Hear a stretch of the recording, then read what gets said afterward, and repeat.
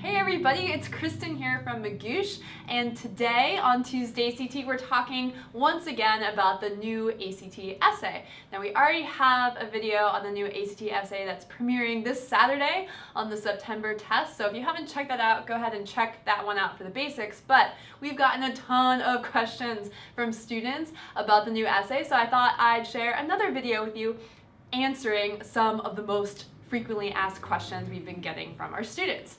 Question number 1, do I have to write about all the perspectives? Okay, so if you don't know what I'm talking about, go ahead and watch video number 1 because that gives you an overview of the essay. But just a quick refresher, what the ACT essay does is the new one anyway, is it presents you with 3 perspectives on a debatable topic and asks you to evaluate them and present your own. So, do you have to talk about all of them? This is an easy question to answer. The answer is yes, 100% yes, you must talk about all 3 perspectives.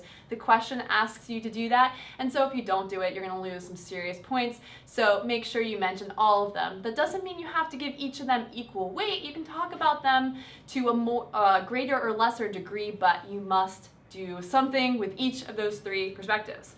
All right, question number 2 we've been getting from students. Do you have to include arguments and examples both for and against each perspective? Now this is a really good question because on the previous essay you just had to talk about your own opinion, but now the question says to evaluate these perspectives. So what exactly does evaluate mean? Well, a lot of students who've been struggling with writing answers for this new essay, what happens is they end up getting wishy-washy. They think they need to talk about both sides because it says evaluate, not say whether you agree or disagree with them. So the answer to this question is you don't need to talk about both the pros and cons or both sides of the issue for each of the perspectives. What you want to do is think about what your perspective is and then take each of the 3 perspectives and you can choose to either support one and then disagree with the next one and then challenge the third one. Whatever is going to help lead towards your perspective is fine. You do not need to talk about both sides of the issue for each perspective. You can choose to either support them or to challenge them, whatever works best for your overall perspective. All right, now where can I find practice prompts? It's a new essay, so there's not a lot of questions out there, so people are wondering where can you find them? Where can you find anything to practice with? It's a little scary. No one's actually seen it on the real test yet. So you can find 2 practice prompts on the ACT student website. One of them is under the writing tab, it's a little more obvious.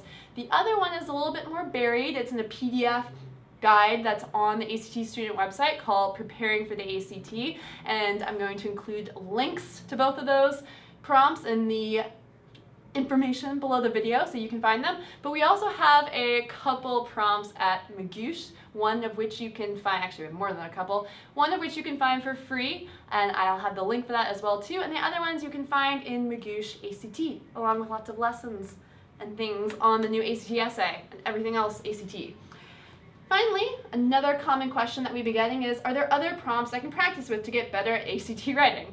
Maybe you practice with all the prompts there are out there that you can find from the ACT or from Magoosh or elsewhere, and you want to practice more. Well, first of all, I applaud you for your diligence practicing with this new essay. But really, this is the tough one because the best things that you can use to practice for the ACT essay are ACT essay questions. They're very specific. It's a very specific new format. So what I would suggest if you want to practice more, thinking about different sides of the issues and preparing your own opinion, is to use some of these websites out there that are great websites that give both sides of an issue. So a couple examples of that would be procon.org or idebate.org. So they'll present you with an issue and both different perspectives on it, different arguments for and against, and you can use those issues to practice developing your own opinions, coming up with examples that support or oppose certain perspectives, and that's really going to help you think quickly through topics, which is what the ACT essay is going to ask you to do, is to think really quickly, come up with your own opinion on something, come up with examples, and then write an essay in 40 minutes. So it's a lot to do, so that will help you think through some potential issues you might see on the test. And once again, if you want more to practice with for the ACT writing or questions or video lessons on all the other aspects of the ACT, then you can check out act.magoosh.com. We have tons of stuff to help you out.